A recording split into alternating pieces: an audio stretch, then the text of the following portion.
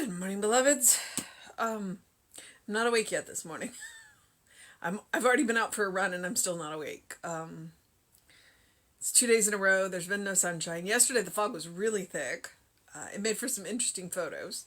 So if you follow me on Instagram, Lisa Ryan, Lisa Molly Brookwinch Ryan, you'll see the storm photo or the fog photos on my Instagram.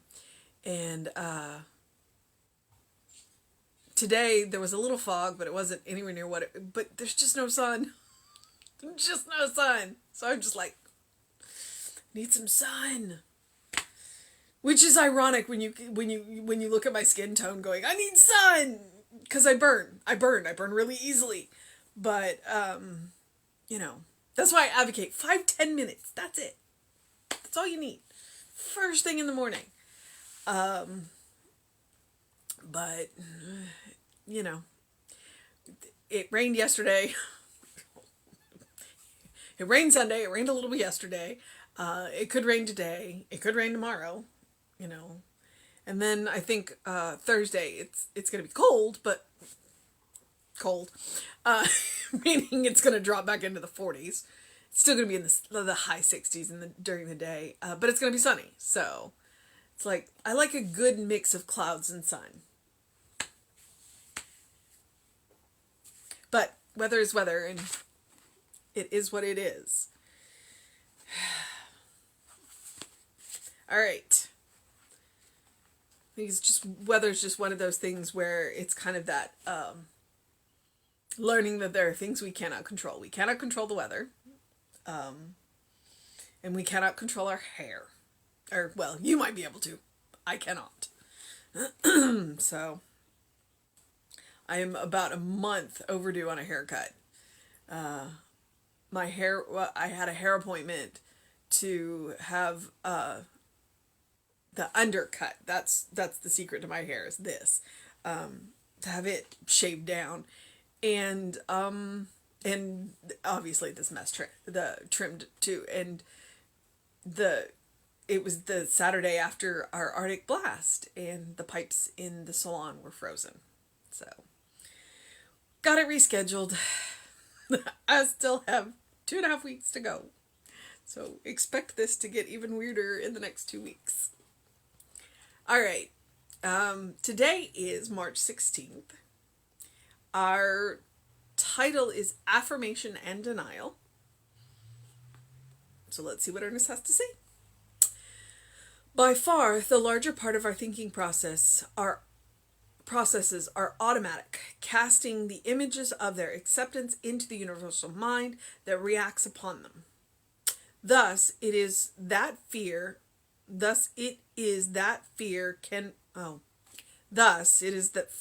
can bring about a condition of failure, while faith can reverse it. In spiritual mind treatment, affirmation and denial are for the purpose of erasing the wrong thought pattern and establishing correct ones. This practice is both scientific and effective in that a denial tends to erase the negative conviction, while an opposite affirmation tends to establish a new thought pattern that works automatically as the negative one did.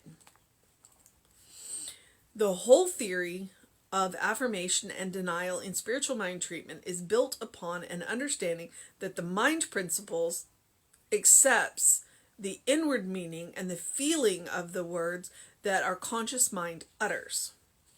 The mind principle is like a mirror. Therefore, an argument must bring out an evidence that causes our whole inward being to accept the affirmation we make, whether it be a declaration of supply, health, happiness, or success. If we practice this method and watch the results of this simple process, we will discover that an argument logically presented to this mind principle will produce a definite result. Today, I affirm the all good, and in this affirmation, I accept the presence of love and repudiate every belief that hate has any power. I affirm peace and deny confusion. I affirm joy and declare that sadness has no place in my consciousness. I affirm that God is all over, in all, and through all. There is nothing in my past that can limit me or limit my future. There is one life. That life is God. That life is the only life there is, and that life is my life now. And his Bible quote is, "So shall my words be that goeth forth out of my mouth. It shall not return unto me void." And that is Isaiah 55:11. Okay. Affirmations and denials. So I have a teacher, and she has taught me many, many things over the many years that I have known her. And one of the things that she taught me is kind of a fun denial. And it's like when you say something or you hear somebody say something, because she'll even do it to you. It's like I'm going to use the word claim something. Is like, I have the flu. Then she'll immediately go, cancel, and she'll make the X, cancel, that's not mine. Or cancel, that's not yours. And that's how she does denials. And it's surprisingly effective because it gets your attention. And I think that's one of the things that denials can be extremely good for. We talk about affirmations. We do affirmative prayer. We do affirmations. We try to stay mostly on the positive in Science of Mind. We state what we want, but sometimes we don't know what we want. We just know what we don't want. So that's a good place to start if you don't know what you want. It's like, okay, well then what don't I want? It's like, what is it that is really just getting to me? And then I go, okay, so this is what I don't want. And then I flip it and, what's the opposite of that? Now, that doesn't always work, but it's at least a starting place. So that's a good place to start. Now, what a denial can do, like I said with my teacher, cancel, that's not mine, is it gets your attention to those thought patterns, those automatic thought patterns that you're not even aware of anymore. So cancel, it's not mine. If you state something, now, because we make off the cuff comments, and we don't think about them. And it's like, oh, do I want that in my life? Another one of my teachers, I will call him one of my teachers. He unfortunately made his transition last year. And he would say, do you want the universe to say yes to that? When he would hear you say something, do you want the universe to say yes to that? And it has that way of getting your attention to what is it that you are unconsciously thinking. And that's one of the reasons why Ernest is a big drumbeat of conscious. Because so much of our thought process can be under the level of conscious thought. It's like, you look around, you go, well, my life isn't exactly what I want, but I'm doing all the things. What's your unconscious thought? What's your subconscious thought? What is your dominant thought pattern? That's one of the reasons why recently, and time has no meaning, and never will again, is what's the last thing that you think about when you go to sleep, and what's the first thing you think about when you wake up?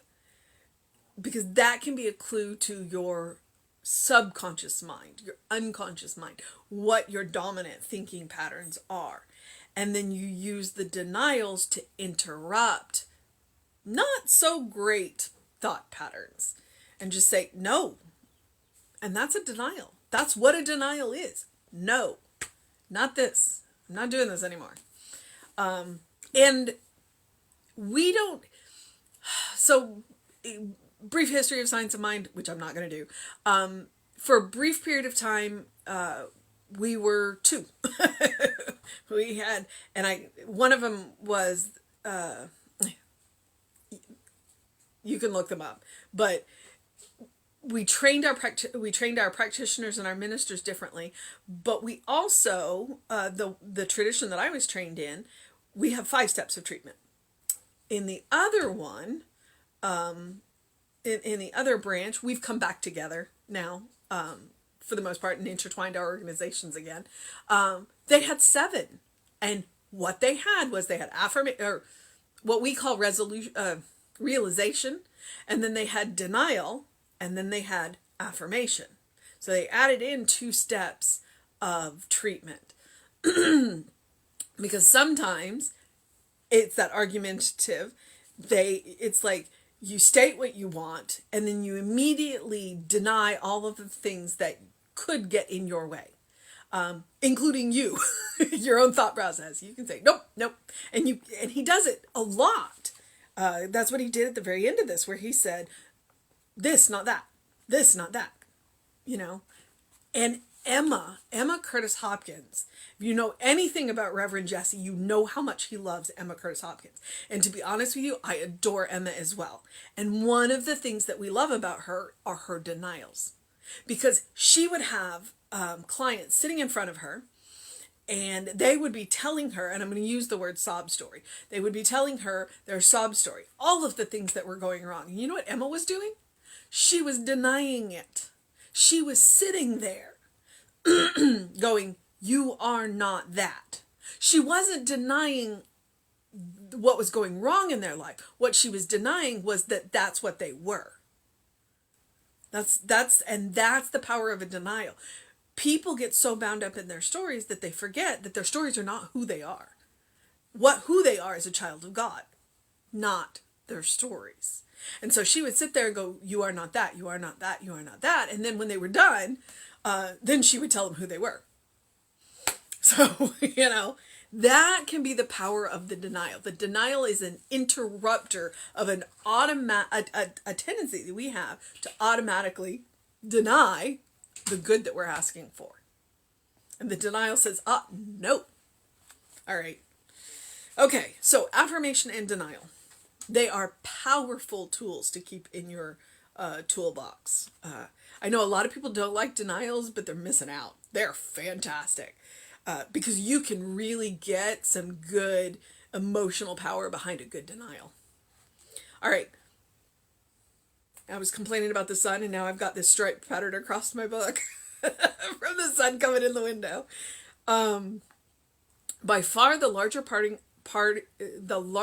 our thinking processes are automatic. Casting the images of their acceptance onto the universal mind that reacts upon them. So a large part of our thinking process are automatic. Thus, it is that fear. Oh, wait. This is that sentence that I struggled with earlier. Thus, it is that fear can bring about a condition of failure, while faith can reverse it. In spiritual mind treatment, affirmation and denial are for the purpose of erasing the wrong thought patterns and establishing correct ones. They're literally, there's an old joke called interrupting cow. That's what denials can be. They just interrupt that thought process so that then you can focus on what you actually want. This process is both scientific and effective in that a denial tends to erase the negative conviction while an opposite affirmation tends to establish a new thought pattern that works as automatically as the negative one did. And that's the power of affirmations, and that's the power of affirmations every day. When you set them permanently into your process, they become automatic.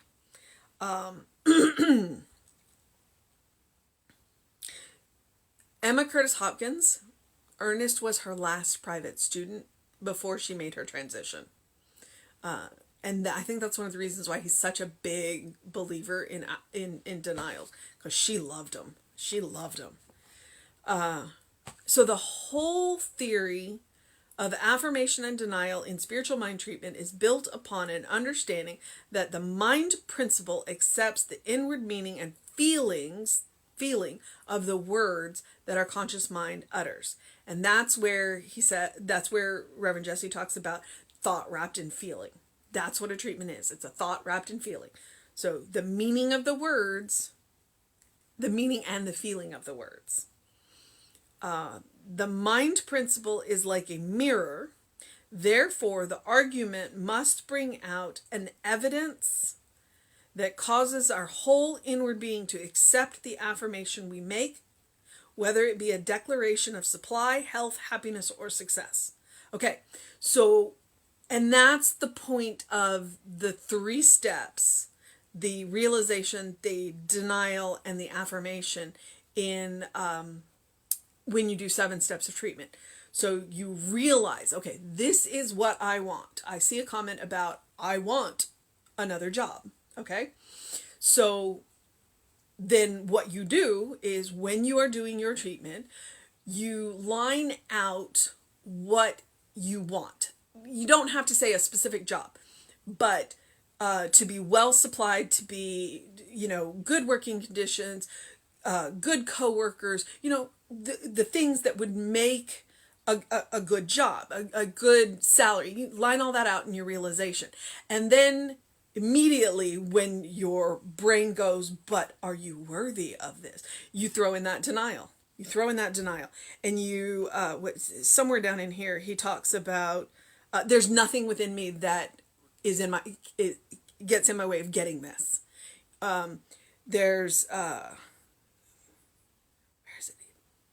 I declare that sadness has no place. I deny confusion. So those are the ways. So you immediately make that argument because your brain's going to argue with you about your realization.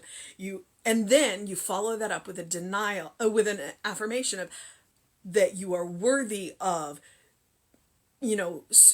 happy coworkers and secure positions and a good salary. So that's how you would do that, using a real world example. And that wasn't as clean as I would hope, but I'm kind of doing it on the fly. I will do a better job once I get off the camera, when I'm actually doing a treatment rather than talking about doing a treatment. Okay, so the mind principle is like a mirror. Therefore, the argument must bring out an evidence that causes our whole inward being to accept the affirmation that we make, whether it is a declaration of supply, health, happiness, or success. If we practice this method and watch the results of this simple process, we will discover that an argument logically presented to this mind principle will produce a definite result. So, today, I affirm the all good. And in this affirmation, I accept the presence of love and repudiate every belief that hate has any power. So in this affirmation, I accept the presence of the perfect position, and I repudiate any belief that the perfect position doesn't exist for me. I affirm peace and deny confusion. So I affirm a happy working environment and deny any confusion about its availability. I affirm joy and declare that sadness has no place in my consciousness. I mean, that right there. I affirm that the perfect position is available and that lack has no place in my consciousness. I affirm that God is all over, in and all. I affirm that God is all over. I keep getting my words backwards. I'm a little dyslexic and I'm excited. So I affirm that God is over all, in all, and through all. There is nothing in my past that can limit me or my future. There is one life. That life is God. That life is the only life there is. And that life is my life now. You will hear a whole lot of Science of Mind ministers use that to open prayers. It's a great way to do that first step of treatment. The recognition that there is one power. And that power, that life, that one, that's what I am. That's what you are. That's what we all use. We all have access to it. We all have the right to access to it. So state what you want. And then if, because it doesn't always happen, if something bubbles up, use that denial. Deny it. Cut it off at the root. and then affirm what you want. So shall my word be that goeth forth out of my mouth. It shall not return unto me void. And that's Isaiah. One of the prophets, one of the exile prophets. He's an interesting read. I think Isaiah is the one that I prefer to Ezekiel, but I could have them backwards. They're both very long books. But worth reading. All right, so that is Affirmations and Denials. They can be a whole lot of fun to work with. I know a lot of people don't like denials, but I do. And if you really want to see how they're done right, read Emma. I think the one book that I've read of hers the most often is Christian Science, because that's her background. But she does those denials. She works those denials. There's probably nobody better at denials than Emma. So she's an excellent one to check out. And we do teach a couple of classes on Emma. All right. I don't know. Our mission today, should we choose to accept it? Well, our mission today is to, if we choose to accept it,